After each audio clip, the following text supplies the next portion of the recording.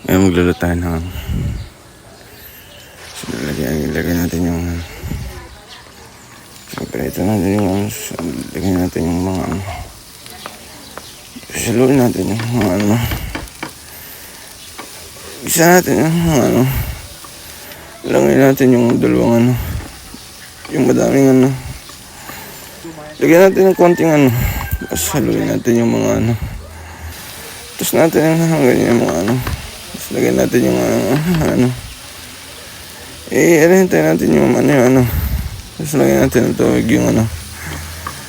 lagyan natin ng bata natin yung tapos lagyan natin yung budbud na